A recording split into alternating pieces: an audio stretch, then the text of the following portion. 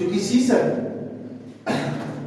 नर जनन का कहा जाए तो सबसे महत्वपूर्ण और सबसे इरोटिक अंग होता है, जिसे मैथुन अंग कहते हैं। यह लंबा, बेलनाकार, संवहनीय और तांत्रिक, मतलब ये कहना हिंदी में थोड़ा बड़ी अजीब लगता है, आप ऐसे इरेक्टाइल इसको कह सकते हैं। इरेक्टाइल का कहने का मतलब ये होता है कि यह समय से अपने आकार में चेंजिंग करते रहता है। अब देखिए आते हैं मुद्दा पर, चूंकि शीशन के बारे में बात कर लेते हैं कि हम इस फिगर को देखिए, ये शीशन का टोटली फिगर है। अब आपको पता होगा कि शीशन का जो अग्रभाग होता है, आगे का भाग अपेक्षा थोड़ा मोटा होता है। शीशन का अग्रभाग थोड़ा मोटा होता है और इसके ऊपर एक त्वचा का आवरण होता है। याद रखेंगे, इस त्वचा के आवरण को हम लोग प्रीप्यूस बोलते हैं। त्वचा के आवरण को प्रीप्यूस बोलते हैं। प्रीप्यूस को अग्रछाद भी कहा जाता है। कुछ लोग अग्रछाद को ऐसे इसका अगले वाला छिद्र समझ लेते हैं, जो कि गलत है। अग्रछाद का मतलब थोड़ा स्कीन होता है, मतलब बाहर की त्वचा, बाहर त्वचा, इसी को हम लोग अग्रछाद या प्रीप्यूस बोलते हैं। अब होता क्या है कि शीशन का जो आधार भाग होता है ये भी चौड़ा होता है, तो या इसको आधार भाग भी कहते हैं। तो शीशन के आधार भाग जो चौड़ा होता है इसे बोलते हैं वेजाइना मेस्क्यूलाइनस। इसे बोलते हैं हम लोग वेजाइना मेस्क्यूलाइनस। अगर आप अच्छी खासी परीक्षा देते हैं तो वहां पर यह पूछा जाता है। अब आगे की जो बातें होती है वह कि आप ध्यान देंगे, शीशन मूल रूप से 3 आयामी छड़ों से मिलकर बना होता है।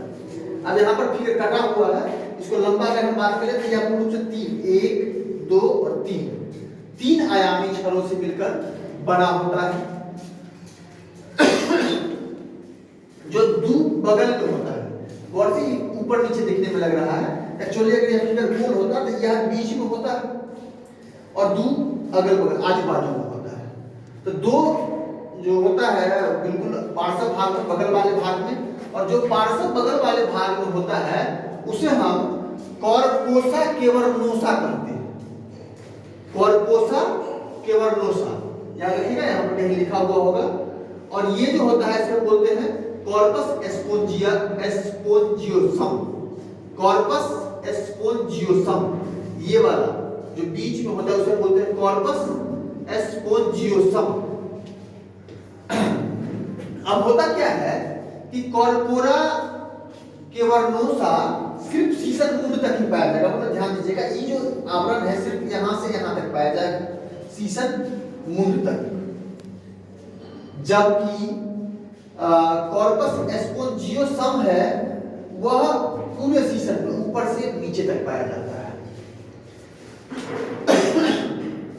अब होता क्या है कि ये जो शीशन मूंड होता है ना, यह शीशन मूंड सिर्फ और सिर्फ कॉर्पस एस्पोंजियोसम का बना होता है और इसी में रक्त कोटर ध्यान देंगे कि यहाँ पर जो उठा हुआ भाग होता है, आप गौर से ऐसा समझेंगे तो यह इस प्रकार का आवरण होता है। अभी मैं बना देता हूँ,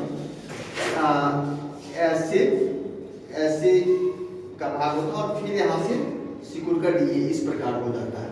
इसके ऊपर से त्वचा होती है। तो यहाँ पर ये जो एक कटोरे जैसी बात है इसे हम रक्त कोटर बोलते हैं। रक्त कोटर में ही इतना जगह होता है, ये स्पेस होता है जहां पर रक्त भरते हैं। यह बात इसलिए बता रहा हूं कि आगे आपको यह समझना जरूरी है। हाँ, तब मूलतः क्या है, और ये जो कॉर्पस एस्पोंजियोसम होता है यह तंतु में उत्तक होता है, पेशीय और संयोजी उत्तक का बना होता है। अब आपको तो पता ही होगा कि सामान्य अवस्था में जो शीशन होता है वो छोटा होता है, कोमल भी होता है, इसकी पेशियां संकुचित नहीं होती, मतलब बिल्कुल सिकुड़ी हुई होती है।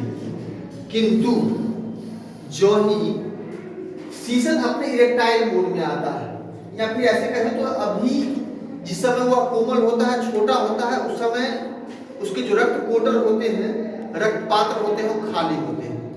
लेकिन जब शीशन अपने उत्तेजना अवस्था में आता है तो उत्तेजना अवस्था में आने के साथ ही इसके रक्त पात्र भर जाते हैं। रक्त पात्र भर जाने से ही यह अपना आकार बड़ा कर लेता है, कठोर हो जाता है, लंबा और बेलनाकार बन जाता है। और होता क्या है कि इसके आगे तक त्वचा जो चली रहती है पूरी पीयूष, वो हट के यहाँ तक सिमट जाता है। यहाँ तक की बातें सबको समझ में आती हो। ऐसा इसलिए होता है कि यहाँ पर ये जब सामान्य अवस्था में होता है तो इसमें का जो रक्त पात्र होता है वो खाली होता है, इसका बेचारा सिकुड़ा हुआ होता है। किंतु जो ही इसमें उत्तेजना अवस्था में रक्त भरता है तो रक्त भरने के कारण इसका आकार पूरा मोटा हो जाता है और इसका आकार मतलब कोमल से यह कठोर और लंबा हो जाता है।